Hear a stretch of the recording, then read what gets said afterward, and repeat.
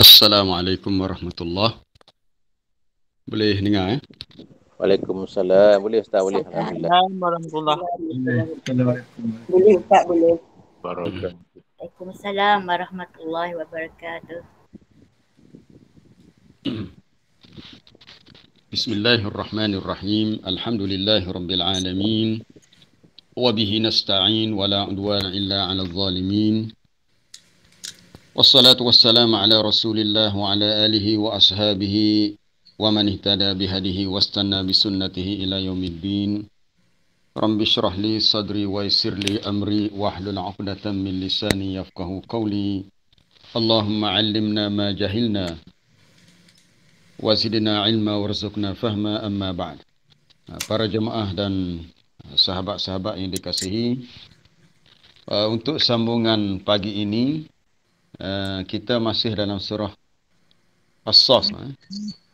Kita dah hari yang ketiga surah Saff, bermula 2 hari lepas, kemarin dah hari ini untuk ayat yang ke-7, ayat yang ke-7 hingga ayat ke-9 untuk kita sama-sama baca dan tadabbur pada hari ini. Jadi kita terus pada bacaan. A'udzu billahi minasyaitonir rajim.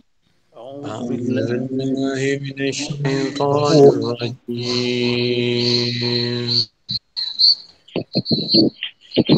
ومن أظلم ممن افترى على الله الكذب وهو يدعى إلى الإسلام ومن أظلم ممن على ويدعى إلى الإسلام والله لا يهدي القوم الظالمين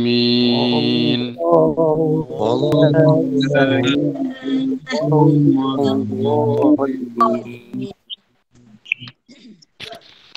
يريدون ليطفئوا نور الله بأفواههم والله متم نوره ولو كره الكافرون يريدون أن يطفئوا الله بأفواههم ونوره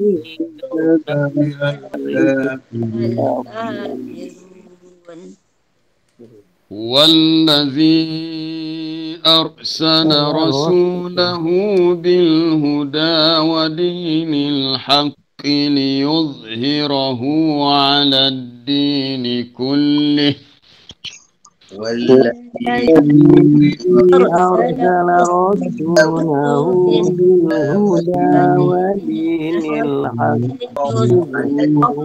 على الدين ولو كره المشركون ليظهره على الدين كله ولو كره المشركون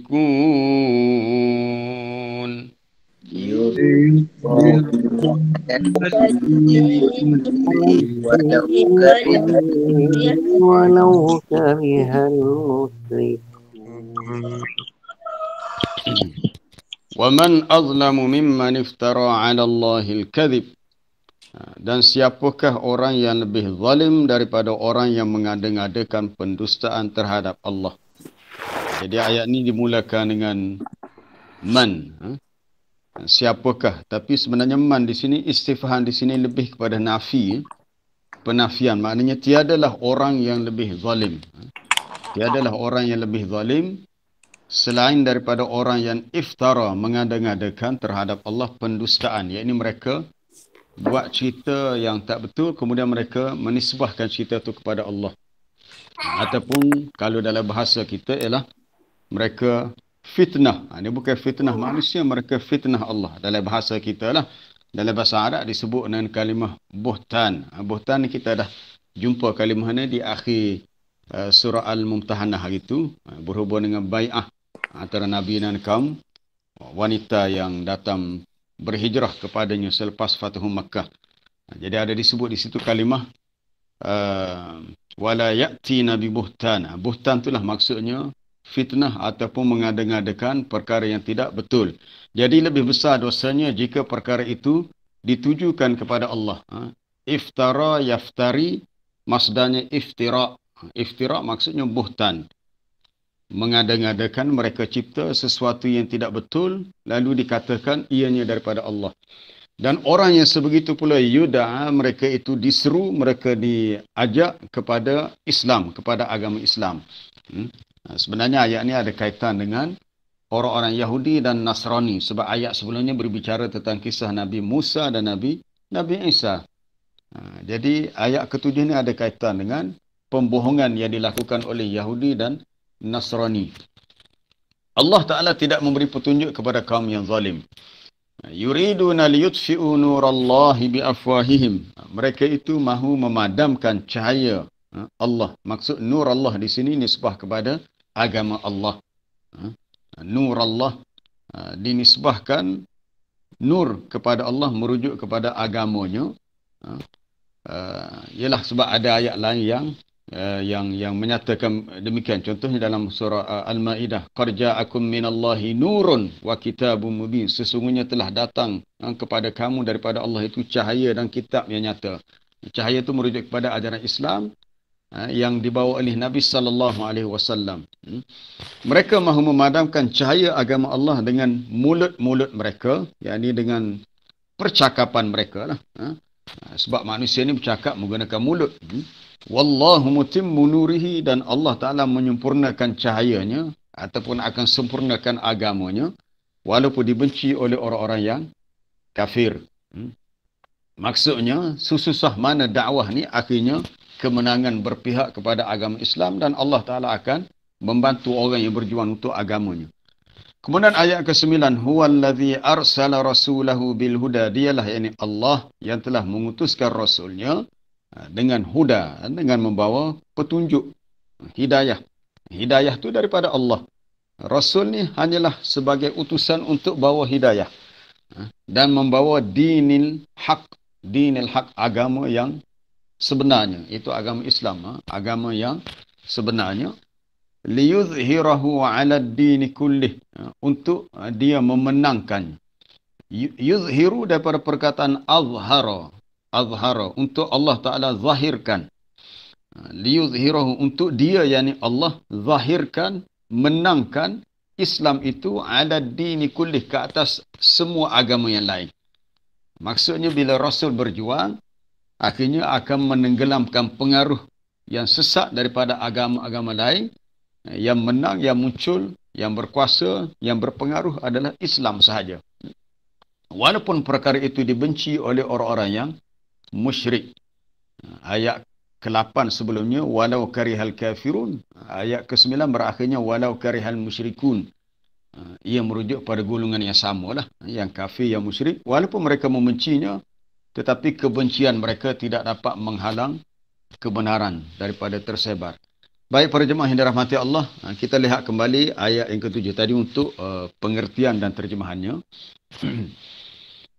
Allah Ta'ala beritahu tidak ada orang yang lebih zalim daripada orang yang mengada-ngadakan pendustaan terhadap Allah. Dalam Quran banyak ayat-ayat yang sebegini gaya bahasanya, uslubnya. Antaranya, وَمَنْ أَظْلَمُ مِمَّنْ كَذَّبَ بِآيَاتِلَّهِ وَمَنْ أَظْلَمُ مِمَّنْ افترى على الله كذبا أو كذب بآياته. Itu dalam surah Al-A'raf. Tidak ada orang yang lebih zalim selain daripada orang yang mengadakan pendustaan terhadap Allah, kemudian dia bertindak mendustakan ayat-ayat Allah, iaitu tidak beriman dengan Quran. Kemudian dalam surah As-Sajadah yang biasa kita baca, وَمَنْ أَظْلَمُ مِمَّنْ ذُكِّرَ بِآيَاتِ رَبِّهِ ثُمَّ أَعْرَضَ عَنْهَا. Tidak ada orang yang lebih zalim daripada orang yang telah diperingatkan kepadanya dengan ayat-ayat Allah, kemudian dia berpaling, yakni sombong. Dah diberi peringatan dengan ayat Quran, tapi dia tak mahu terima dan dia cuba mengelak, cuba lari daripadanya. Itu pun orang yang zalim. Kemudian dalam surah apa lagi? Di akhir surah Al-Ankabut, وَمَنْ أَظْلَمُ مِمَّنِ افترى على اللَّهِ كَذِبًا أَوْ كَذَّبَ بِالْحَقِّ لَمَّا جَاءَهُ. Tidak ada orang yang lebih zalim daripada orang yang mengadakan pendustaan terhadap Allah, kemudian dia mendustakan kebenaran ketika kebenaran itu sampai kepadanya. Zalim juga. Jadi banyaklah ayat-ayat seumpama ini untuk menyatakan bahawa orang yang ada sifat sebegini termasuk dalam kategori orang yang zalim pada ranking yang tinggi. Ranking kedudukan yang tinggi zalimnya. Jadi kita nak fokus pada yang ini tentang iftira'. Untuk kita tadabbur apa maksud iftira'. Mereka mengada-ngadakan pendustaan terhadap Allah kerana mengatakan sesuatu bagi Allah apa yang sebenarnya tidak begitu. Baik, dalam konteks ayat ni, bila kita nak kaitkan ayat yang ke-7 ni dengan ayat sebelumnya tentang kisah Nabi Musa kepada Bani Israel, kepada kaumnya, kisah Nabi Isa berdakwah kepada kaumnya yang menentangnya. Orang-orang kafir dari kalangan Bani Israel yang menentang Rasul mereka, mereka telah mengadakan pendustaan terhadap Allah. Sebelum kita ambil contoh-contoh lain, kita nak kaitkan ayat 7 dengan ayat 5 dan ayat 6. Baik, apa pendustaannya? Antaranya adalah orang-orang kafir dalam kalangan Bani Israel pernah menuduh Allah Ta'ala tidak memberikan apa-apa kitab kepada mereka. Tidak menurunkan sebarang kitab. Jadi, kami tak tahu apa-apa, kata mereka. Itu boleh rujuk, para jemaah boleh rujuk dalam ayat 91 surah Al-An'am muka surat 139. Ya, kalau rajin nak rujuk boleh buka muka surat 139. Di akhir juzuk yang ketujuh, tidak akhir jugalah, berbaki ada satu muka surat lagi, dua muka surat lagi sebelum akhirnya juzuk ketujuh dalam surah Al-An'am ayat 91. Ini contoh macam mana orang Yahudi mengadakan pendustaan terhadap Allah. Mereka tuduh Allah dengan tuduhan yang tak berasas, jahatnya. Allah Ta'ala menyatakan dalam ini, a'udzubillahi minasyaitonir rajim, wa ma qadarullaha haqqa qadrih, dan tidaklah mereka itu menghormati Allah. Qadarullah, mereka tidak meletakkan bagi Allah itu dengan kedudukan yang sepatutnya. Apabila mereka menuduh dengan mengatakan ma anzalallahu ala basharim min syai', Allah Ta'ala tidak menurunkan apa-apa kepada manusia. Dia tuduh Allah Ta'ala tidak menurunkan apa-apa, tak ada wahyu, tak ada kitab. Kul, katakanlah ya Muhammad kepada mereka, tanya balik mereka tu, man anzalal kitab, siapakah yang menurunkan kitab? Allazi ja'a bihi Musa, yang kitab itu yang dibawakan oleh Nabi Musa, maksudnya kitab Taurat. Kitab Taurat yang Nabi Musa bacakan itu, dari mana pula datangnya kalau kamu tuduh Allah Ta'ala tidak menurunkan apa-apa? Yang mana kitab itu adalah sebagai nuran wa hudan linnas, sebagai cahaya dan petunjuk bagi manusia. Ini salah satu contohnya. Kemudian contoh yang lain dalam ayat 30 surah At-Taubah, di mana orang-orang Yahudi mereka mendakwa Allah Ta'ala memiliki anak. Muka surat 191 ayat 30 surah At-Taubah. Wa qalatil yahud Uzair ibn Allah. Orang Yahudi menuduh mengatakan Uzair itu anak Allah. Ini adalah suatu iftirak, perkara yang diadakan, suatu pembohongan yang sangat besar. Manakala Nasara pula menuduh atau mendakwa Al-Masih Isa bin Maryam, itu kata mereka ibnullah. Ini adalah suatu iftirak dan ini suatu kezaliman. Maka Allah Ta'ala mengingatkan kepada kita, ia adalah satu kesalahan yang kita, umat Nabi SAW, jangan ikut perangai Yahudi, Nasrani yang kurang ajar dengan Allah. Kalau kita fitnah sesama manusia pun dah besar, ada kesalahan. Ia lebih besar daripada kesalahan mengumpat. Mengumpat ataupun disebut dalam bahasa Arab dengan perkataan ghibah. Itu pun dah dikira salah dah. Tapi hak lebih besar lagi, buhtan. Kalau sesama kita pun salah terhadap Allah, lagi-lagi besar kesalahannya. Satu ketika Nabi SAW bertanya kepada sahabat, atadruna mal ghibah, adakah kamu tahu apa itu ghibah? Ini mengumpat. Mereka berkata, Allah wa rasuluhu alam, Allah dan Rasul lebih tahu. Nabi jawab, zikruka akhaka bima yakrah. Itu kamu menyebut tentang saudaramu apa yang dia benci. Betul benda tu ada pada saudara kita, benda tu dia tak sukalah untuk didedahkan. Kemudian kita menceritakan aib dia, maka kita telah dikira mengumpat. Jadi kena beringat dalam cakap-cakap kita, dalam apa yang kita tulis, mungkin dalam media sosial, kita menceritakan keburukan orang lain yang kita tahu, dihebohkan, maka kita telah buat dosa mengumpat. Lalu sahabat tanya, afara'aita in kana fi akhi ma aqulu? Ya Rasulullah, apa pendapat kamu sekiranya yang aku katakan itu betul-betul ada pada dia? Betul ada. Nabi kata, kalau betul lah mu sebut tu ada sungguh pada dia, faqad irtabtahu, faqad irtabtahu, kamu dah mengumpat dia. Ngumpat dah tu. Maknanya aib dia, kelemahan dia, kekurangan dia tutup. Jangan cerita pada siapa-siapa. Tapi wa illam yakun fihi, sekiranya keburukan dia yang kamu kata ada pada dia itu sebenarnya tak ada. Lam yakun fihi, tak ada pun benda tu pada dia, tak berlaku pun. Sifat buruk tu tak ada pada dia, dia tak kata, dia tak buat pun. Tapi kamu kata begitu, faqad bahattahu, kamu telah buhtan dia. Iaitu kamu telah fitnah dia. Fitnah ni kalau para jemaah baca dalam kisah macam mana isteri Nabi Aisyah radhiyallahu anha telah difitnah oleh orang-orang munafik. Kononnya ada hubungan yang tidak baik dengan seorang lelaki, dalam sejarah disebut Safwan bin Mu'attal. Selepas pulang daripada Ghuzwatul Muraisi, peperangan Muraisi, dan Aisyah tertinggal atas sebab dia pergi cari dia punya kalung dia ataupun loket dia. Lalu dibawa oleh Safwan bin Mu'attal. Boleh baca dalam surah An-Nur, muka surat kedua tu kisah tu. Innal ladzina ja'u bil ifki isbatum minkum. Sesungguhnya orang yang datang membawa berita bohong ini adalah sebahagian di antara kamu. Maknanya bukan orang lain. Orang Islam juga, tapi Islam yang munafik. Jadi akhirnya, turunlah ayat dalam surah An-Nur untuk membersihkan tuduhan jahat itu yang mereka lakukan kepada Aisyah radhiyallahu anha. Jadi kalau sesama manusia pun dah dianggap cukup besar kesalahannya, apatah lagi terhadap Allah Subhanahu wa taala. Baik, dalam hadis Sahih Bukhari daripada sanadnya sampai kepada Wasilah bin Al-Asqa' radhiyallahu anhu. Nabi sallallahu alaihi wasallam bersabda, hadis ini sahih, "Inna min a'zamil fira." Sesungguhnya di antara sebesar-besar pembohongan. Al-fira ni jamak daripada al-firyah. Al-firyah mana al-kadhib. Di antara sebesar-besar pembohongan, ni kita nak kaitkan dengan ayat 7. Orang yang zalim, orang yang sengaja mengadakan pendustaan terhadap Allah. Kita nak kaitkan banyak lagi dengan contoh-contoh lain dalam bab berdusta dalam agama, berdusta atas nama orang lain, berdusta atas nama Allah. Lebih berat juga berdusta atas nama Rasulullah sallallahu alaihi wasallam. Orang yang suka sebarkan hadis-hadis palsu, tak semak dulu hadis itu sahih atau tidak. Dia mengatakan Rasulullah bersabda padahal ianya bukan hadis Nabi. Oh, ni berat. Sebarkan hadis palsu berat. Berdusta atas nama Allah pun berat.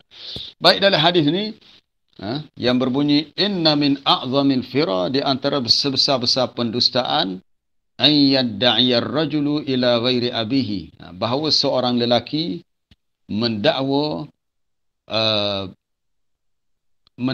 dia ni anak si fulan, padahal orang tu bukan ayah dia. Apa maksud dia?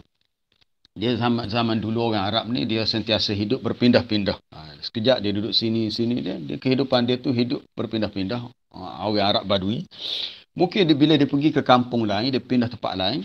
Dan bila dia jumpa orang lain, dia mengaku, dia kata, dia ni, pakcik ni ayah dia. Sebenarnya pakcik tu bukan ayah dia. Mungkin ayah dia duduk tempat lain. Mungkin ayah dia dah meninggal. Mentang-mentanglah pakcik ni orang kaya, orang berpengaruh, dia mengaku, dia kata ni ayah dia. Dalam Islam, mengaku orang yang bukan ayah tu sebagai ayah, salah. Kalau ayah tu ayah angkat, maka kena jelas. Ni pakcik ni ayah angkat saya. Jangan kata ayah. Sebab kata-kata ayah, bapa orang pihak itu ayah secara nasab, keturunan, ayah kandung. Tak, kena kata ini ayah angkat, kena jelas.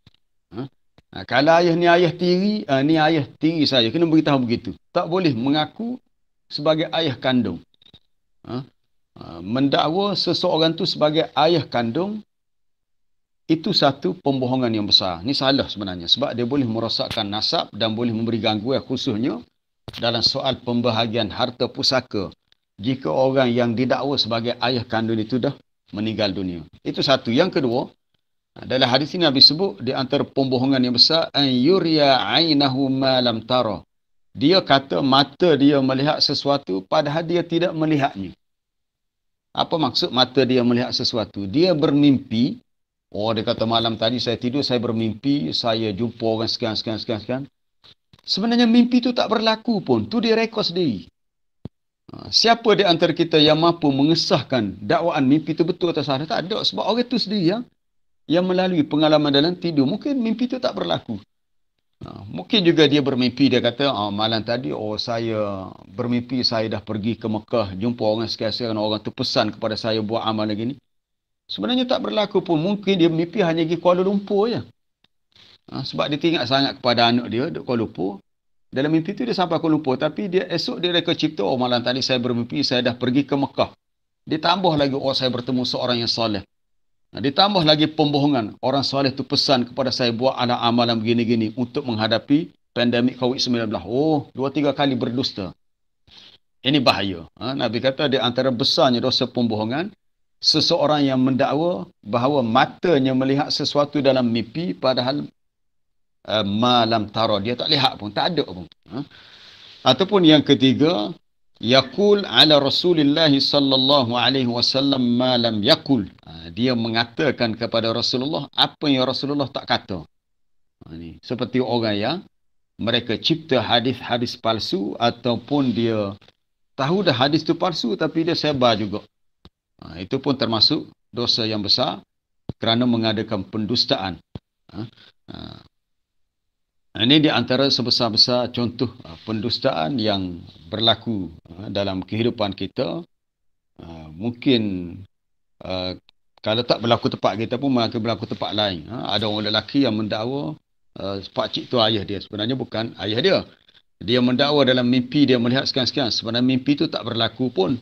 Ataupun telah diubah mimpi itu. Ataupun dia menyebarkan hadis palsu, mengatakan kepada Nabi apa yang Nabi tak kata. Baik. Para jemaah yang dirahmati Allah, adapun kita dengan Allah Ta'ala, kita hendaklah benar-benar takut dan bertakwa kepadanya. Jangan kita mengatakan terhadap Allah apa yang kita tak tahu punca di mana. Puncanya di mana.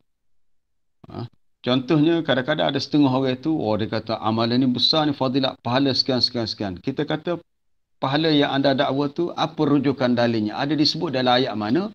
Ada disebut dalam hadis mana? Kalau ada mana-mana orang alim, ulama' sebut, ulama' tu sebut dalam kitab mana? Muka surat berapa? Apa rujukan sandaran? Itu kena jelas. Dia tak boleh nak kecek atas angin gitu. Orang Kelantan kata, kecek atas angin gitu. Bila orang ramai yang orang awam yang mendengarnya, tak apa, orang tu ustaz yang ni tak. Ustaz sendiri pun dia kena jujur dengan ilmu. Dia kena hanya beritahu, cakap apa yang dia tahu. Kalau dia tak tahu, lebih baik dia mengatakan Allahu a'lam, Allah yang lebih tahu, aku tak tahu. Itu dikira lebih baik daripada dia mereka-reka cipta, buat sesuatu yang tidak betul, lalu dia nisbahkan perkara itu terhadap Allah. Bagaimana di zaman jahiliah dahulu, Allah Ta'ala menegur dengan keras tindakan kaum musyrikin yang mengadakan pendustaan terhadap Allah kerana mereka mendakwa para malaikat anak perempuan Allah. Jahat sungguh. Orang-orang musyrikin tahu malaikat, dia tahu Allah Ta'ala ciptakan malaikat. Walaupun mereka tak pernah melihat malaikat, tapi berdasarkan perkhabaran dakwah Nabi-Nabi terdahulu, mereka tahu ada satu makhluk tentang malaikat. Lalu mereka pandai-pandai buat cerita, kata mereka, Allah Ta'ala memiliki anak perempuan, kata mereka. Lalu Allah Ta'ala bertanya, alakumuz zakaru walahul unsa, adakah patut bagi kamu anak lelaki dan bagi dia, bagi Allah kamu kata ada anak perempuan. Ataupun dalam ayat ini Allah Ta'ala tanya, am khalaqnal malaikata inasan wa hum syahidun.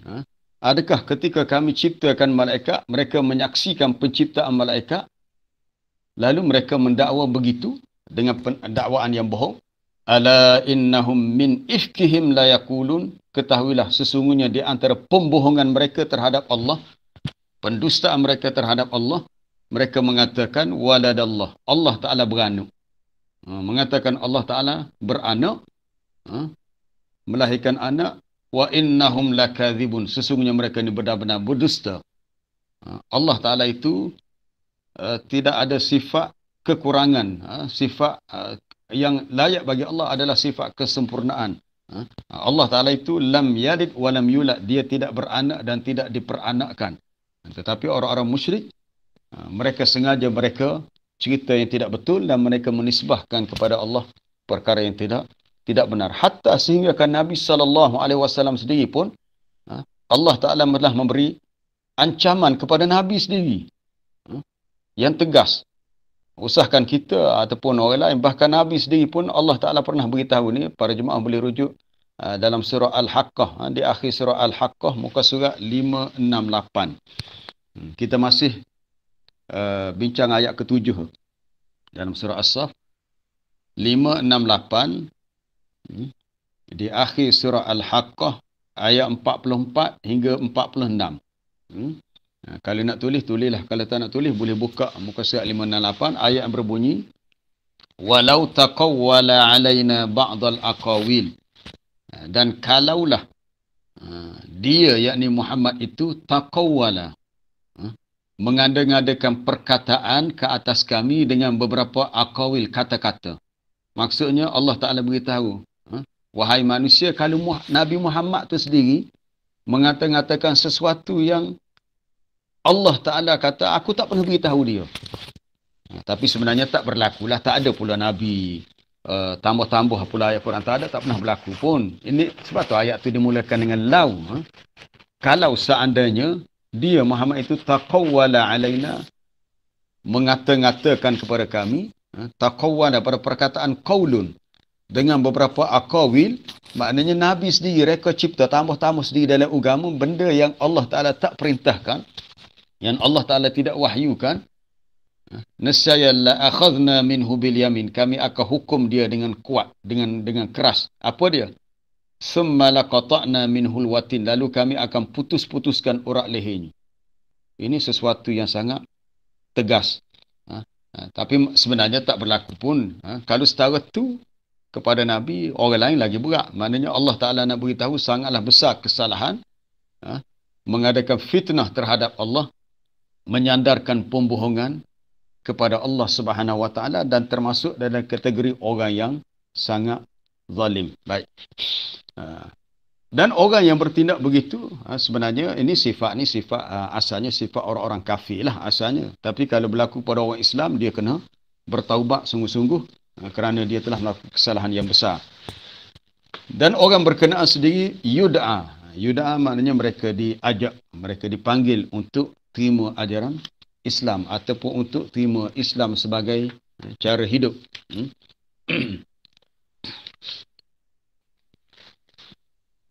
Iaitu mereka diajak kepada at-tauhid wal ikhlas, kepada mentauhidkan Allah dan ikhlas agama semata-mata kerananya. Kita terus kepada ayat yang ke-8. Yuriduna liyutfi'u nurallahi biafwahihim. Mereka mahu memadamkan cahaya agama Allah dengan mulut-mulut mereka. Yakni mereka bertindak untuk sekat dakwah Islam ataupun untuk sekat gerakan dakwah Nabi. Dengan mulut, apa cara mereka buat? Dengan mulut, dengan cara tuduh. Dengan mulut itu dengan cara mereka tuduh. Mereka fitnah Nabi macam-macam, bahkan mereka tuduh dengan tuduhan yang tak munasabah. Mereka tuduh Nabi sendiri yang buat ayat Quran, mereka tuduh Nabi ni seorang syair, orang yang pandai bersyair, seorang kahin, bahkan seorang yang peringkat gila. Itu mereka punya modus operandi nak sekat dakwah Nabi. Tapi akhirnya tak berjaya juga tindakan mereka. Baik, para jemaah yang dirahmati Allah, ayat ke-8 surah As-Saff ni dia sama dengan ayat 32 surah At-Taubah.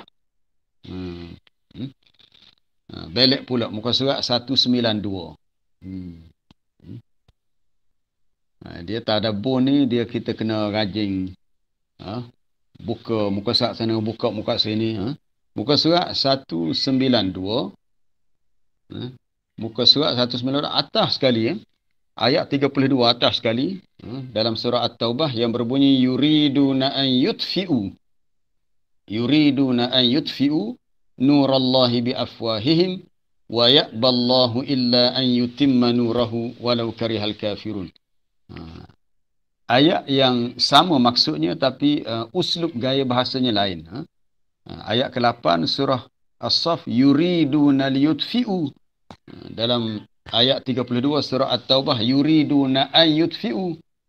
Kemudian sambungannya wa ya'ballah. Dalam surah As-Saff wallahu mutimmu nurihi. Jadi ada persamaan di awalnya, tapi pada akhirnya ada sikit perbezaan antara wallahu mutimmu nurihi ataupun wa ya'ballahu illa an yutimman. Maknanya sama ya. Mereka itu mahu memadam cahaya agama Allah dengan mulut mereka. Allah Ta'ala ya'ba ni enggan, tidak mahu begitu, tidak mahu untuk keinginan mereka itu berjaya. Yang Allah Ta'ala mahu adalah keinginan mereka gagal. Lalu Allah Ta'ala sempurnakan cahaya agamanya walau dibenci oleh orang-orang kafir. Dalam surah As-Saff ya, untuk ayat ke-8 ni, kalau dalam tafsir Ibn Katsir dia tak hurai ayat ni, dia suruh kita rujuk dalam ayat surah At-Taubah tadi, ayat 32, sebab dia dah hurai panjang lebar di situ. Ayat ni menunjukkan bahawasanya agama Islam ni akan berkembang luas. Walaupun orang-orang kafir cuba menyekatnya, cuba menghalangnya, tetapi usaha mereka gagal. Suatu masa Islam akan meluas dan kita melihat daripada zaman Nabi sallallahu alaihi wasallam wilayah-wilayah Islam semakin meluas, berlakunya futuhat. Kalau kita belajar sejarah Islam, proses untuk membuka wilayah-wilayah baru sehingga Islam itu semakin meluas. Dan perkara ini dah disebut dalam Quran. Sebelum wilayah Islam itu meluas, perkara ini dah disebut dalam Quran. Antaranya dalam surah Ar-Ra'd dan surah Al-Anbiya. Awalam yarau anna na'til arda nanqusuha min atrafiha. Wallahu yahkumu la mu'aqqiba li hukmih wa huwa sari'ul hisab. Di akhir surah Ar-Ra'd. Tidakkah mereka lihat Allah Ta'ala akan menjadikan membawa bumi ini semakin kurang, iaitu wilayah penguasaan orang-orang kafir semakin sempit. Daripada hujung-hujungnya, maknanya Islam ni semakin meluas daripada Mekah, kemudian pengaruhnya ke Madinah, kemudian beberapa wilayah di sekitar Jaziratul Arab jatuh ke tangan Islam dengan sebab usaha dakwah para sahabat, kemudian meluas pergi ke Mesir dibawa oleh sahabat Nabi Amr bin Al-As, kemudian sampai ke Iraq oleh Sa'ad bin Abi Waqqas, sampai ke kota Syam, sampai ke negeri China, akhirnya sampai ke tempat kita lah, di tanah Melayu atau di Malaysia. Itu yang telah disebut oleh Nabi dalam hadis yang sahih. Inna Allah zawaliyal arda masyariqaha wa magharibaha wa sayablughu mulku ummati ma zuwiyali minha. Ini hadis yang sahih. Sesungguhnya Allah Ta'ala akan menjadikan dekat hampir bumi ini seperti bumi itu dilipat, sehingga boleh penguasaan Islam ni dah sampai jauh ke bahagian timur dan baratnya, dan akan sampailah ataupun akan tibalah ke muncak bahawa kerajaan atau kekuasaan umatku ni sampai ke tempat-tempat yang Allah Ta'ala izinkan sampai. Jadi alhamdulillah, bila beberapa kurun yang lepas pendakwah-pendakwah dari negara Arab sampai ke tanah Melayu, sampai ke Melaka, bahkan ke Sumatera, maka alhamdulillah bila sultan-sultan di zaman itu terima Islam, rakyat jelata pun terima Islam. Jadi alhamdulillah kita di tanah Melayu bila disebut orang Melayu majoriti agama Islam. Dan sampai ke Indonesia walaupun tak menyeluruh sebab Indonesia ni luas. Kalau kita lihat di Pulau Bali Melayu tapi Melayu Hindu, agama Hindu. Walaupun di wilayah-wilayah lain Islam tu dah sampai, dah meluas, tapi tidak seluruh sebab dia besar. Dan ini tidak berlaku di setengah tempat, kita kata macam di Thailand. Islam bukan agama yang menjadi anutan majoriti penduduk dia. Bahkan pemimpin dia pun tidak Islam. Di Myanmar, di Thailand, Laos, Kemboja, di mana lagi? Vietnam, di Filipina. Tapi alhamdulillah Islam sampai ke tempat kita tanah Melayu dan kita dapat merasai nikmat agama yang benar daripada Allah ini.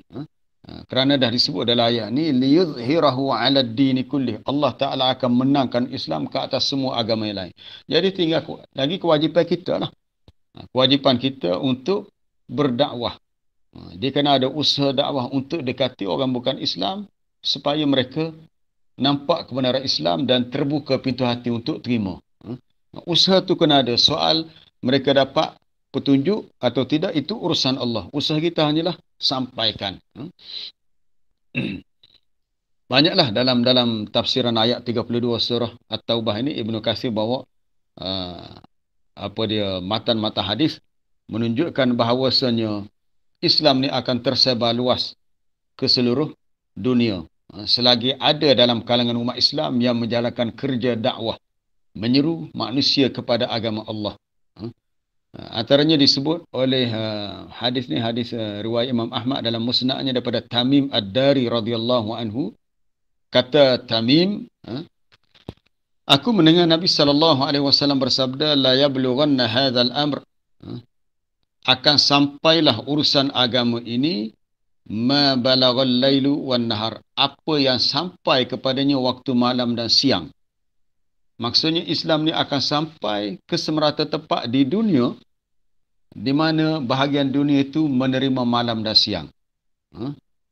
Secara logiknya kita kata tempat mana di dunia yang tak terima malam dan siang? Sebab setiap hari bumi kan bergerak, matahari berpusing, matahari bergerak, bumi, jadi berlaku siang malam. Jadi tempat ada siang malam, situlah Islam akan sampai. Cuma berbeza dari segi sikit banyak lah. Sikit banyak. Kita melihat tempat-tempat yang agak jauh terpencil dan tak ada usaha dakwah. Ada juga Islam tapi tak ramai lah. Walaupun sejauh New Zealand, Australia tu jauh. Sebab Australia ni satu pulau yang jauh di selatan, New Zealand, tapi ada Islam. Cuma tidak ramai macam tempat kita lah. Tinggal lagi adalah usaha kita untuk sampaikan Islam ke tempat-tempat yang sebegini. Ataupun kita kata contoh di Amerika Latin. Negara-negara Amerika Latin, Venezuela, Chile, Brazil dan sebagainya, Bolivia. Di sana ada atau tidak orang Islam? Ada, tapi tak ramai lah. Nak jumpa tu payah sangat. Tapi itulah kita kata sebab kalau usaha dilakukan oleh umat Islam untuk menjalankan dakwah, mungkin sampailah di sana. Tapi sebab tak ada usaha, walaupun maklumat tentang Islam ni dah sampai ke seluruh dunia. Tak ada mana-mana orang kafir di dunia yang boleh buat alasan dia kata dia tak tahu apa-apa tentang Islam. Dunia sekarang ni orang panggil dunia tanpa sempadan. Dunia di hujung jari. Dunia di mana maklumat seluruh dunia boleh diakses dengan cepat. Dengan adanya kemajuan sistem telekomunikasi, iaitu adanya internet. Cepat sekarang ni. Jadi mana-mana tempat di seluruh dunia dah sampai dah. Kalau tempat kita ni orang-orang asli dalam bukit, dalam hutan pun ada Astro. Mungkin setengah tu tidak beragama Islam, orang asli. Tapi kalau kita nak kata mereka ni tak tahu apa-apa tentang Islam, kita kata mustahil. Mustahil. Dalam dunia yang sangat terbuka, mereka ada telefon, mereka ada siaran TV satelit, mustahil.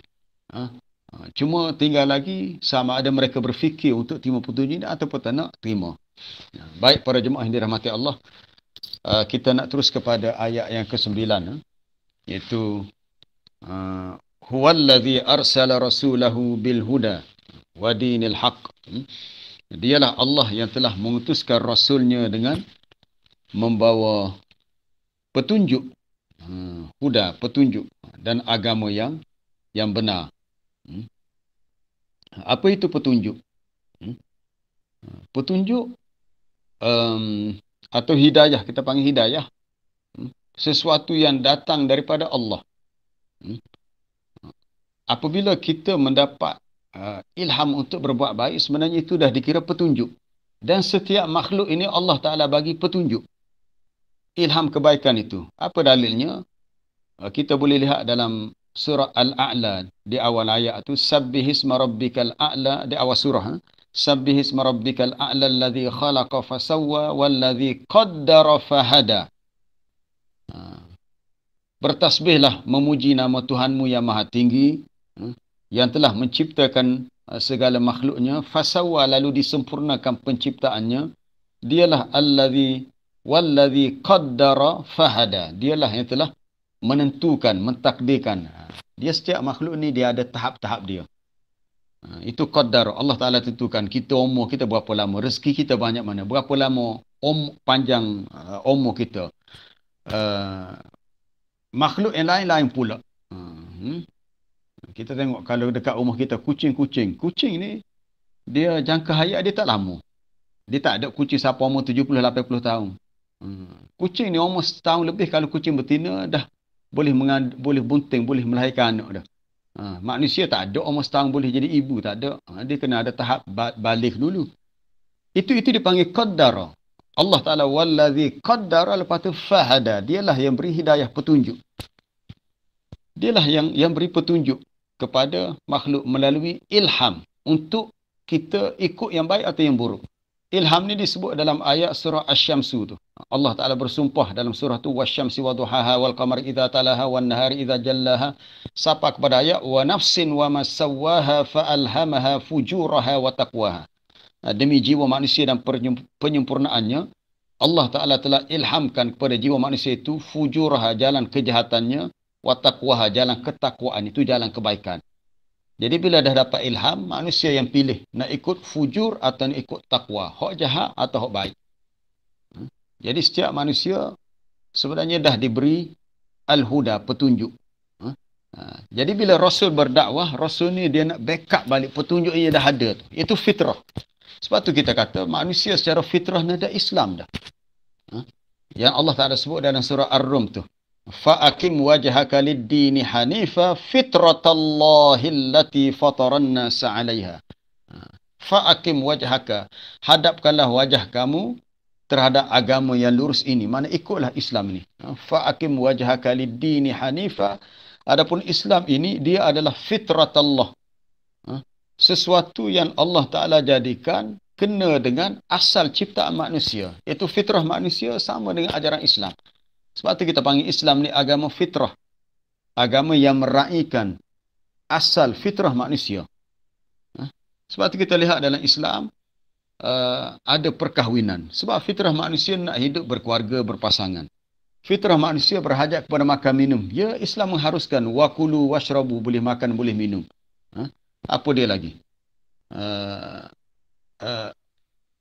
Banyak keperluan dalam hidup kita yang diraihkan oleh agama. Sebab Islam ni agama fitrah, agama yang menepati asal apa yang Allah Ta'ala ciptakan untuk manusia. Jadi apabila manusia terima Islam dan Islam tu tepat dengan fitrah seorang manusia, maka itulah dia al-huda, petunjuk. Tetapi kalau ada dalam kalangan manusia yang menolak petunjuk, itu salah dia lah. Sebab dia memilih untuk tidak mengambil petunjuk itu. Kalau dia memilih untuk mengambilnya, maka dia telah mendapat taufik.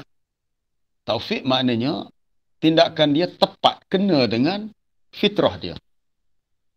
Maka dia mendapat taufik. Sebab tu bila kita bercakap tentang al-huda, petunjuk ni dia ada dua. Pertama, hidayah dalam bentuk, al-huda atau hidayah ni dalam bentuk at-tawjih wal irsyad. Memberi panduan, memberi bimbingan, tujuh ajar, itu petunjuk. Kemudian yang kedua, hidayah at-taufiq, petunjuk yang dengan sebabnya tindakan kita ni betul, tepat dengan kehendak Allah. Okey. Untuk hidayah, al-huda yang pertama.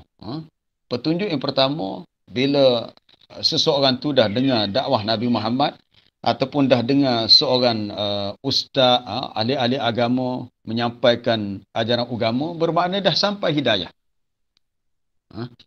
Apabila kita diberi telinga untuk mendengar, mata untuk melihat, maklumat tentang agama ni dah sampai, betul, kita dah terima hidayah.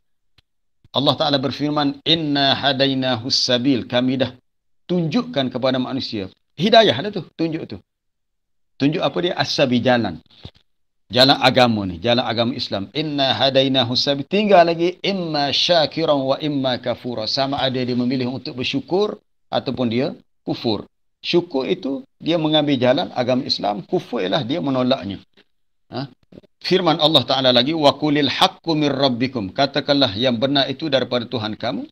Faman syaa'a falyu'min wa man syaa'a falyakfur. Maka sesiapa yang mahu untuk beriman, memilih untuk beriman, maka terpulang kepada dia. Itu yang lebih baik. Tetapi wa man syaa'a, sesiapa yang mahu untuk memilih kekufuran, tak mahu beriman, maka terpulanglah kepada dia. Tetapi dia akan tanggung akibat atas kekufuran dia. Tapi pentingnya Allah Ta'ala tidak paksa. Allah Ta'ala suruh pilih. Tetapi Allah Ta'ala beri pilih setelah ditegakkan hujah dengan diutuskan Rasul dan diturunkan kitab. Dalam ayat 9 ni, arsala rasulahu, telah irsalur rasul wa inzalul kitab, diturunkan kitab. Mana hidayah tu dah sampai, maka terpulang kepada manusia. Kalau dia terima, dia memilih yang terbaik untuk dia. Kalau dia tak terima, dia akan rugi dunia dan akhirat. Baik, selain daripada petunjuk, Nabi juga membawa ilmu. Dalam hadis Sahih Bukhari ada Nabi sebut, masalu ma ba'athani Allahu bihi minal huda wal ilmi. Perumpamaan Allah Ta'ala utuskan aku dengan membawa huda, membawa petunjuk dan ilmu ni. Nabi kata seumpama hujan yang asaba ardan, yang menimpa tanah, bumi. Ada orang terima petunjuk dan ilmu yang Nabi bawa, ada orang tak terima. Ada orang terima tetapi dia tak ambil manfaat daripada ilmu. Itu kena rujuk dah hadis Sahih Bukhari. Nabi buat bandingan manusia ada 3 jenis.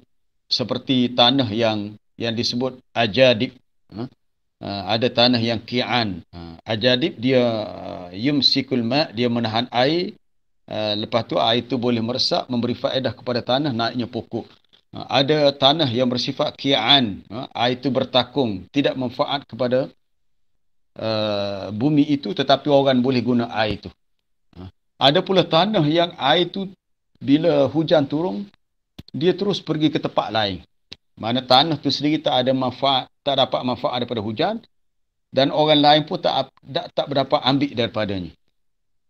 Ada orang yang bila sampai kepadanya petunjuk dan ilmu, dia terima dan dia amalkan untuk diri dia. Dan dia kongsi dengan orang lain. Ada setengah orang dia terima tapi dia tak amalkan, orang lain ambil manfaat dengan ilmu dan petunjuk yang ada padanya. Ada orang pula dia tak terima langsung. Ini yang paling rugi. Tak terima langsung. Maka dia termasuk golongan yang rugi. Jadi kita kena minta kepada Allah. Rasulullah diutuskan untuk bawa petunjuk. Kita kena minta kepada Allah Ta'ala petunjuk dan minta Allah Ta'ala kekalkan kita di atas jalan petunjuk. Itulah sebabnya, itulah hikmahnya kenapa setiap hari kita mengulang baca surah Al-Fatihah yang dalamnya ada ayat ihdinas siratal mustaqim. Itu doa tu. Kita minta ihdina, berikan hidayah petunjuk ya Allah untuk kami ke jalan yang lurus. Maknanya kita minta Allah Ta'ala kekalkan kita untuk berada di atas as-sirat al-mustaqim. Minta kepada Allah Ta'ala petunjuk. Bahkan kalau dalam bacaan kunut kita, kalau dalam mazhab Imam Syafi'i disunatkan baca kunut salat subuh, mula-mula sekali dalam doa kunut kita minta Allahumma hdini fiman hadait. Allahumma hdini fiman hadaita. Ya Allah, berilah petunjuk kepada aku sebagaimana pada orang yang telah engkau beri petunjuk. Bahkan ada doa juga kita minta, ya Allah, janganlah ditarik petunjuk itu setelah diberikan petunjuk kepada kami. Rabbana la tuzigh qulubana ba'da idh hadaitana. Wahai Tuhan kami, janganlah engkau pesongkan hati kami, engkau tarik hati kami daripada petunjuk setelah engkau beri petunjuk kepada kami. Na'udzubillah. Kerana ada setengah orang itu berubah. Dulu baik, juru, suka belajar, suka mendengar kuliah agama, ke masjid salat Jumaat. Satu ketika dia berubah. Berubah. Tak solat, tak pergi masjid. Akhirnya dia mati dengan cara tu, rugi. Dia telah meletakkan petunjuk Allah Ta'ala itu jauh daripada kehidupannya, rugi. Kita nak supaya kita sentiasa dibimbing oleh Allah dan kita sentiasa hidup dengan mendapat petunjuk daripadanya. Macam mana caranya? Para jemaah yang dirahmati Allah, sentiasalah bersama dengan Al-Quran. Sebab tu saya sangat tekankan persoalan kita kena sentiasa muhasabah hubungan kita dengan Quran. Sebab Quran ni adalah petunjuk. Awal-awal surah Baqarah lah kita baca Alif Lam Mim Zalikal kitabu la raiba fih hudal lil muttaqin. Alif Lam Mim, itulah dia Al-Quran, kitab yang tidak ada keraguan padanya. Kitab itu adalah hudan, petunjuk bagi orang yang bertakwa. Secara khusus. Juga secara umum, Quran untuk petunjuk kepada manusia. Bagi sesiapa yang mahu mengambil petunjuk daripada Quran. Dalam ayat berkenaan dengan ibadat puasa, Allah Ta'ala beritahu, Syahrul Ramadan alladhi unzila fihi al-Quran hudan linnas. Hudan linnas. Pada bulan Ramadan, itulah bulan yang diturunkan dalamnya Al-Quran. Quran itu sebagai hudan linnas, petunjuk bagi manusia. Kemudian dalam ayat ke-9 ke-8 dalam surah Al-Isra. Inna hadzal Qur'ana yahdi lillati hiya aqwam. Sesungguhnya Quran ini benar-benar memberi petunjuk kepada jalan yang paling lurus. Inna hadzal Qur'an, sesungguhnya Quran ini yahdi, memberi petunjuk lillati hiya aqwam, kepada jalan yang ianya kira paling tepat, paling lurus. Jadi untuk memastikan kita sentiasa di atas jalan petunjuk, berdoa minta petunjuk dengan Allah, kita sentiasa jaga hubungan kita dengan Quran. Apa-apa perintah Allah dalam Quran sentiasa kita teliti, atau sentiasa kita jadikan ia seperti cermin untuk kita nampak balik apa yang telah kita laksanakan, apa yang belum kita laksanakan, supaya dengan cara itu Quran sentiasa membimbing kita Dan kita alhamdulillah dengan cara tu kekal berada di atas jalan petunjuk. Dia tak ada sebab untuk Allah Ta'ala tarik petunjuk. Melainkan orang tu sudah tahu tapi dia berpaling. Wa ma kana Allahu liyudilla qauman ba'da idh hadahum. Tidaklah Allah Ta'ala akan menyesatkan suatu kaum yang telah dia beri hidayah, beri petunjuk. Hatta yubayyina lahum ma yattaqun. Sehinggalah dia jelaskan kepada manusia apa-apa yang perlu mereka jaga untuk mereka bertakwa kepada Allah dengannya. Maksudnya bila mereka ni dah tahu, tapi mereka tak amalkan perkara itu, tidak mustahil Allah Ta'ala tarik semula petunjuk. Tu kena faham tu. Kalau kita dah tahu, kita ikut, ada jaminan kita kekal di atas jalan petunjuk. Tetapi kalau kita tahu dah, kita tak mahu ikut, itu salah kita. Tidak mustahil Allah Ta'ala boleh tarik petunjuk. Ayat tu adalah surah At-Taubah. Kira 2-3 muka surat sebelum berakhir surah At-Taubah. Wa ma kana Allahu liyudilla qauman ba'da idh hadahum. Allah Ta'ala sekali-kali tidak akan menyesatkan suatu kaum, meletakkan mereka dalam kesesatan setelah mereka diberi petunjuk, hatta yubayyina lahum ma yattaqun, sehingga dijelaskan kepada manusia apa-apa yang mereka perlu jaga untuk menjadikan mereka terus bertakwa kepada Allah. Para jemaah yang dirahmati Allah, rasanya cukuplah untuk perbincangan kita hari ini daripada ayat 7 hingga ayat ke-9. Kita pun berbaki 4 minit lagi untuk sampai ke 7.30. Jadi saya buka untuk persoalan lah. Ya, ada sikit. Halo, Assalamualaikum Ustaz. Ni kejap-kejap ni. Surah tak apalah. Nanti saya jawab lain kali lah. Soalan bertulis tu sekejap sangat muncul. Nanti tak apa, admin akan hantar dalam grup nanti. Ya, silakan. Apa dia? Tok Mulu. Ada ni. Zalim ni dia ada lawa dia. Lawa dia adil lah. Jadi kalau kita nak definisi itu dari segi maknanya dari segi istilah itulah ke mana Ustaz? Iya betul. Definisi zalim. Zalim lawa dia adil. Okey. Jadi untuk memahami lebih mendalam lagi maknanya tentang ayat ini, maknanya boleh itu buat perbandingan antara dua definisi lah, maknanya biar lebih jelas lagi lah.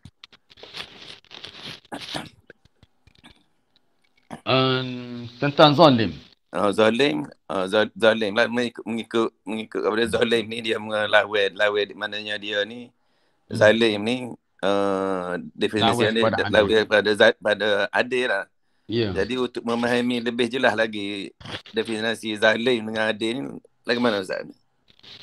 Kita melihat dari sudut lurah bahasanya, apa itu zalim? Zalim ni asalnya wad'u syai' fi ghairi mahallih, meletakkan sesuatu bukan pada tempatnya.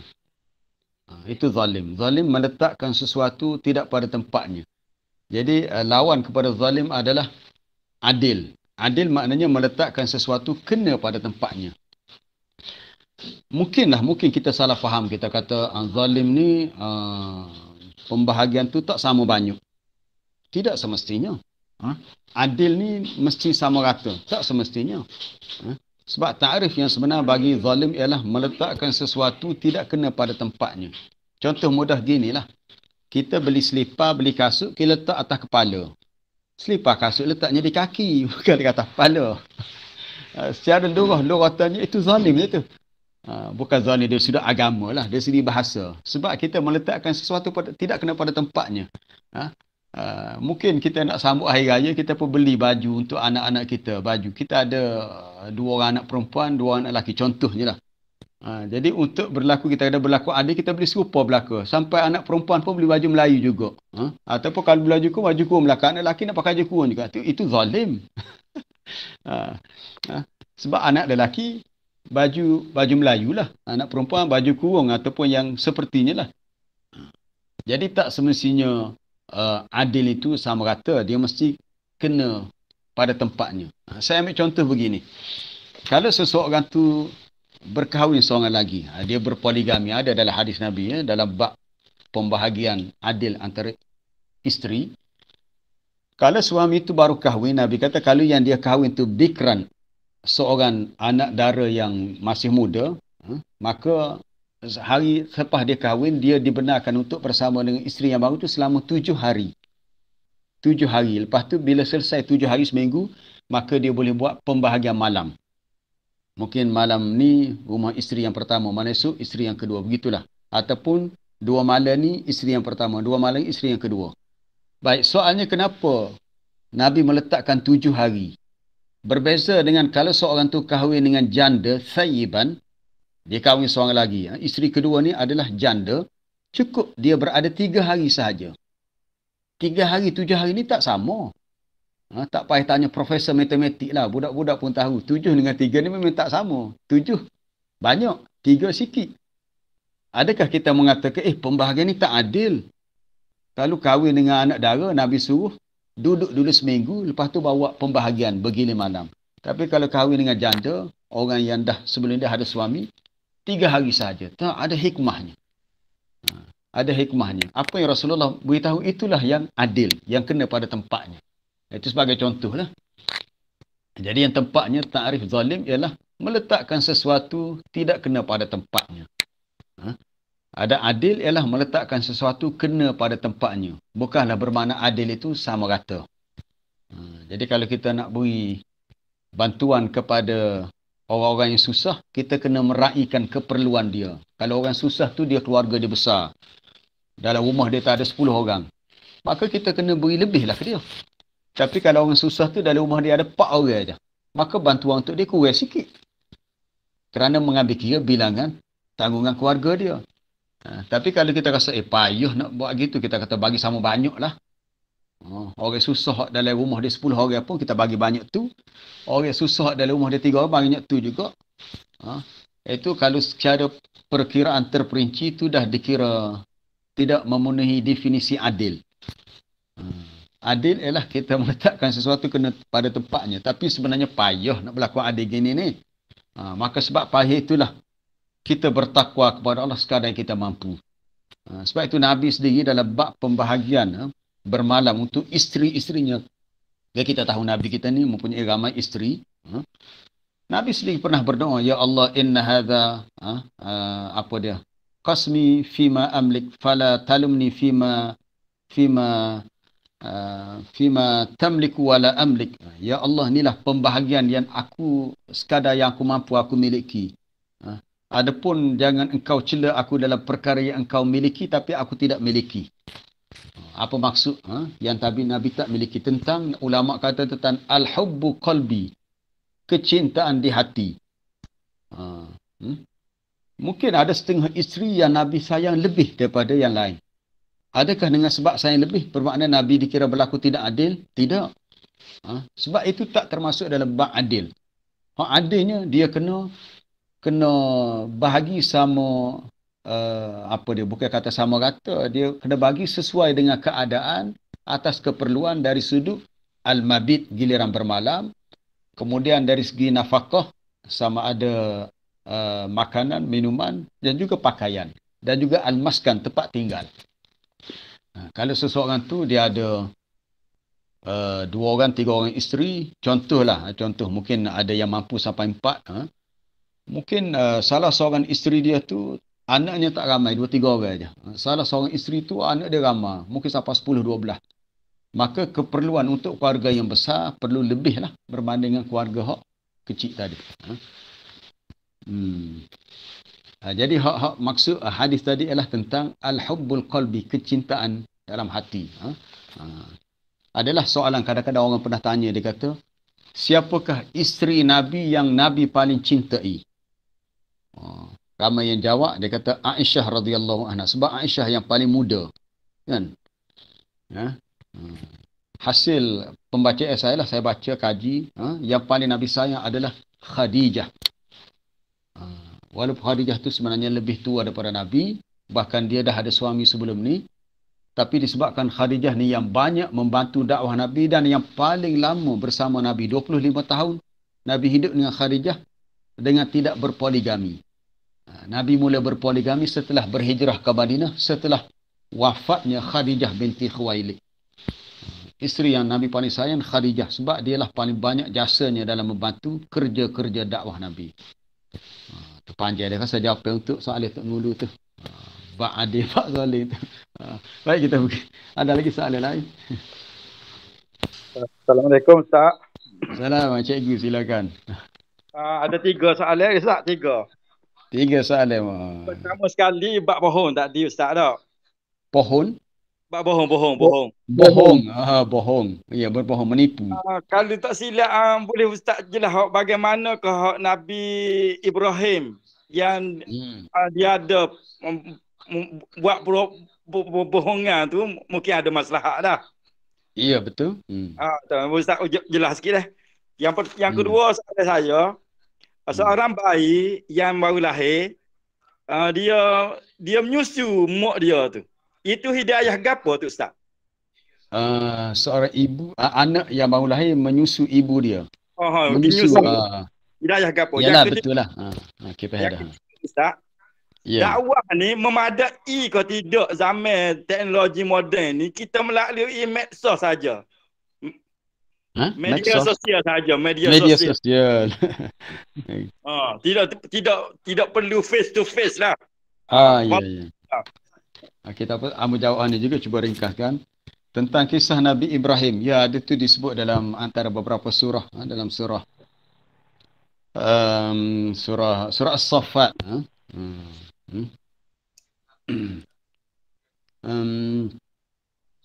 Bila satu ketika ya Nabi Ibrahim tidak menyertai kaumnya dalam satu perayaan. Idh qala Ibrahimu li abihi wa qaumihi madza ta'budun aifkan alihatan dunallahi turidun fama dhannukum bi rabbil alamin fanazara nazratan fin nujum faqala inni saqim. Jadi kaum dia buat satu pesta lah, festival macam perayaan. Semua orang pergi tapi dia tak pergi. Orang pun tanya, kenapa kau tak pergi Ibrahim? Oh, dia kata aku sakit. Dalam surah tu dia sebut faqala inni saqim. Aku sakit. Tapi sebenarnya dia tak sakit pun. Kenapa dia berbohong? Tak, itu dipanggil dalam bahasa Arab mujamalah. Dia guna lafaz tak, bukan mujamalah, kinayah. Dia guna lafaz kinayah. Sebenarnya bukan sakit tubuh badan. Nabi Ibrahim sakit hati, sakit perasaan dia bila melihat kesesatan kaum dia. Tapi dia guna perkataan sakim. Jadi kaum dia faham dia tak berapa sihat, jadi dia tak ikutlah. Sebab dia tahu kaum dia buat pesta tu itu ada perkara-perkara syirik yang berlaku. Masa tu dia masih muda remaja lagi. Kemudian dalam kisah lain ketika Nabi Ibrahim membawa isterinya Sarah. Sarah dia bawa Sarah pergi satu tempat. Kemudian ditangkap oleh penguasa di situ. Dan penguasa di situ nak berkahwin dengan Sarah. Jadi Nabi Ibrahim pesan kepada Sarah, dia kata, kalaulah raja tu beritahu siapa aku, katakan aku ini adalah saudaramu. Jangan kata suamimu. Maknanya Nabi Ibrahim dah ajar isteri dia supaya berbohong. Dia sendiri berbohong. Tapi ada satu muslihat yang besar. Tapi maksud saudara ni saudara seagama, bukan saudara adik-beradik. Itu dia panggil, dia punya kalam, apa dia tu nak panggil kinayah ke majaz. Dari segi balaghah. Tapi dia kata kalau raja tu tanya siapa aku adalah saudaramu. Sebab kalau raja tu tahu Ibrahim adalah suami kepada Sarah, dia akan dibunuh. Jadi supaya dia tak dibunuh, dia kata, wahai Sarah, katakan aku ini adalah saudaramu. Dan setiap kali raja tu, dia akhirnya dia ambil Sarah, bawa dalam bilik. Setiap kali dia nak bersama dengan Sarah, itu tiba-tiba jadi takut. Akhirnya dia lepaskan Sarah. Bukan sahaja lepas, bahkan dia hadiahkan kepada Ibrahim pula dengan seorang hamba yang bernama Hajar. Lalu Nabi Ibrahim pun kahwin dengan Hajar. Itu ceritanya. Jadi sebenarnya pembohongan tu sebab ada satu maslahah yang lebih besar. Dan dia lebih kepada dipanggil kalam tu kalam kinayah ataupun majaz. Walaupun dia kata dia saudara, bukan saudara yang diitlakkan sebagai adik-beradik, tapi saudara seagama. Baik, tentang soalan penyusuan ibu tadi. Macam mana seorang anak tu keluar daripada perut ibu dia, bila diletak pada susu dada ibu dia, tak diajar pun. Tak ada pun bayi tu beri kursus, tapi tiba-tiba dia tahu caranya. Itulah dia ilham. Allah Ta'ala bagi ilham kepada semua makhluknya. Bukan sahaja manusia, termasuklah kalau kita tengok dekat rumah kita, anak-anak kucing. Anak kucing bawa keluar. Terus dia cari susu dada ibunya. Siapa yang beri petunjuk untuk dia cari begitu, itulah ilham daripada Allah. Sebagaimana Allah Ta'ala beritahu dalam surah An-Nahl, Wa auha rabbuka ilan nahli anittakhidhi minal jibali buyutan. Dan Tuhan kamu telah mengilhamkan. Auha di sini bukan wahyu ya, memberi ilham kepada lebah untuk mengambil kawasan-kawasan bukit yang tinggi sebagai rumah. Maksudnya lebah ni dia suka buat sarang di tempat yang tinggi atau pokok, bukit, tempat tinggi. Kecuali lebah kita perah sendiri tu lain lah. Tapi biasanya lebah ni dia kawasan tinggi, macam orang kata lebah pokok tualang. Pokok tualang ni tinggi. Kita pun terfikir kenapa lah lebah susah-susah buat sarang di atas pokok tualang. Dah ada ayatnya dalam Quran. Allah Ta'ala memberi ilham kepada lebah untuk buat sarang di tempat yang tinggi. Termasuklah macam anak kecil tadi menyusui ibu dia, itu adalah ilham daripada Allah. Baik, soalan ketiga, adakah memadai dakwah ni dengan menggunakan media sosial? Saya mengatakan tidak, tak memadai. Sebab dalam kalangan manusia ada yang bersedia untuk belajar, mengkaji, ada manusia yang tak terbuka pintu hati. Sebab kaedah dakwah sebenarnya adalah bukan orang yang kita nak dakwah tu datang jumpa kita. Kita sebagai pendakwah kena jumpa dia. Nabi-nabi dan rasul-rasul berdakwah, mereka pergi cari kaum mereka, cari. Ad-da'i, pendakwah kena cari al-mad'u. Bukannya kena tunggu al-mad'u cari ad-da'i. Sampai bila pun mereka tak cari. Jadi tu kaedah betul kena cari. Cuma media sosial ni sebagai kita kata kita nak backup mungkin dakwah yang biasa kita buat di luar secara terbuka tu dah berlaku. Cuma dakwah dalam bentuk ilmu kita masukkan juga dalam media sosial. Mungkin ada dalam kalangan orang-orang bukan Islam yang suka mengkaji dan mereka nak cari bahan-bahan bacaan untuk mereka lebih mengenali Islam, maka itu pun sesuatu yang sangat baik. Tak ada masalah, kita boleh sediakan bahan-bahan itu dalam media sosial, tapi bukan semua di antara mereka yang bertindak begitu. Saya memuji tindakan beberapa rakan kita yang buka pusat dakwah di Osaka, Jepun. Ada seorang rakyat Malaysia namanya Saudara Zulkarnain. Dia ni dulu bekerja di Jepun sebagai engineer. Dia nak tumpukan kepada kerja-kerja dakwah dengan hasil bantuan kita lah, rakyat Malaysia bagi sumbangan. Dia boleh beli satu bangunan di Osaka dan dia menyediakan risalah-risalah ataupun pamflet-pamflet untuk disebarkan kepada rakyat Jepun dalam bahasa Jepun. Jadi kalau nak tunggu rakyat Jepun pergi jumpa dia, bila tak jumpa, kita yang kena bergerak untuk mendekati mereka dan berikan penerangan untuk mereka faham apa itu ajaran Islam. Wallahu a'lam. Assalamualaikum. Ada lagi. Ya, salah. Ni apa dia ni? Orang bukan Islam. Bukan Islam. Bukan Islam, dia menggunakan mana orang Islam cicik. Maksudnya supaya kebersihan lah orang bukan Islam. Maksud supaya orang Jepun sana dia bersih kepada tu tempat kalau semua dari segi tu. Jadi dia guna hak orang Islam cicik lah tu, mana orang Islam jarang guna bab gini lah. Iya. Jadi ianya satu petunjuk dah ke tu untuk Islam sebenarnya. Ya, kalau kita nak lihat dari sudut kebersihan, betul kadang-kadang kita pun rasa malu sebab di setengah negara yang maju, contohnya Jepun lah banyak disebut-sebut. Dari segi tahap kebersihannya sangat luar biasa. Saya pun tak pernah sampai lagi ke Jepun. Tapi ada kawan-kawan kita yang pernah sampai ke sana, dia cerita memang menakjubkan tahap kebersihan. Dia tak jumpa siapa-siapa tu berjalan, tak ada tu sapoh. Tak tahu rakyat dia letak mana sapoh dan masa mana lori sapoh mengikuti sapoh. Dari segi tahap kebersihan. Jadi, tapi sebenarnya dalam bab kebersihan, Islam lebih advance, lebih menonjol. Islam lebih terkehadapan, lebih menonjol sebab kalau kita belajar fiqh, perkara pertama yang dibincangkan dalam fiqh adalah kitabut taharah, bab bersuci. Bersuci bukan setakat wudu, mandi wajib, termasuklah memenuhi sunnah fitrah. Apa sunnah fitrah? Kerak kuku, Nabi suruh cabut bulu ketiak, kemudian adanya khitan untuk lelaki perempuan, khitan kalau lelaki yang ialah khitan bersunat untuk kebersihan. Kemudian Nabi suruh pendekkan misai, siwak, bersihkan gigi untuk kebersihan. Tapi tiba-tiba kita melihat rupanya orang bukan Islam dari sudut persekitaran soal pribadi itu kita tak tahulah. Kadang-kadang kita lihat mereka tu sebenarnya tak bersih pun. Kadang-kadang setengah tu dia buai besar pun dia tak basuh, dia guna tisu je. No. Kalau kita kan tak bersih, kita guna air ya.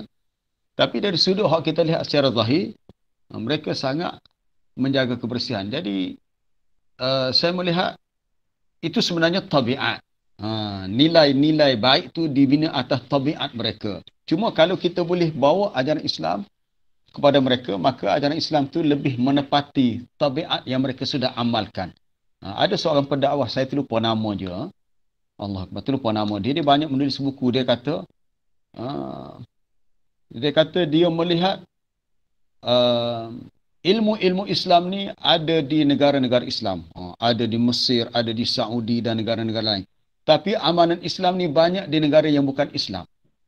Dari sudut ketepatan masa, dia kata orang-orang di Jepun lebih tepat menjaga masa. Mereka sangat berdisiplin menjaga masa. Tapi orang Islam tidak begitu. Jadi kita rasa malu pula. Dari sudut kebersihan, macam soalan Tok Mulu tadi. Pun begitu juga. Kalau ialah para jemaah pergi, kalau sesiapa yang pernah pergi Mekah buat haji kan, kadang-kadang kita rasa malu. Sampah dibuang merata-rata. Kadang-kadang tepi tiang tu bau hacing, sini bau hancing, kecil rata-rata. Jadi tak ada disiplin. Bahkan kawan-kawan saya yang duduk lama di Mesir je cerita, kadang-kadang di sesebah belakang dia tu bau hacing, sini bau hacing. Jadi dia orang ni sangat tak jaga kebersihan dan sangat tak berdisiplin. Sedangkan mereka berada dalam sebuah negara Islam yang ramai orang-orang alim dan pusat pengajian Islam. Dan ini berlaku di seluruh dunia Islam. Itu yang kita kena muhasabah, di mana kekurangan dan kelebihan kita.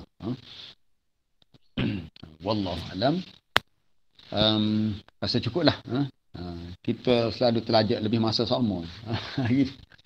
Ada 7.46 dah. InsyaAllah kita sambung lain kali untuk ayat yang berikutnya tentang apa itu berniaga dengan Allah.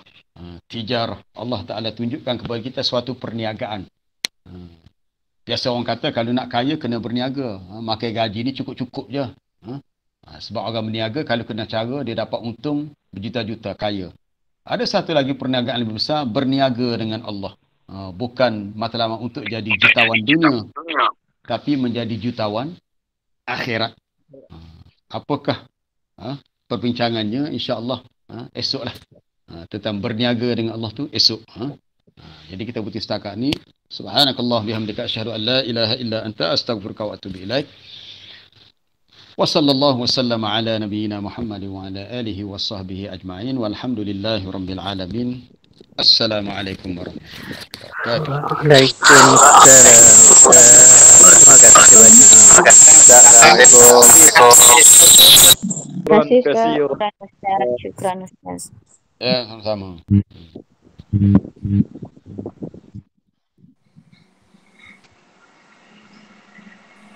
Ya, terima kasih Ustaz. Ya, sama-sama.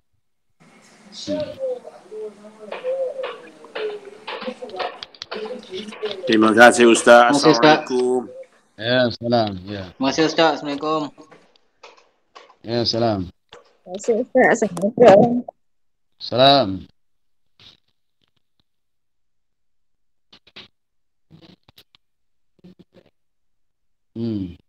Main ngaji ya. Baik, syukran. Jazakallah khair. Terima kasih Ustaz. Jazakallah. Terima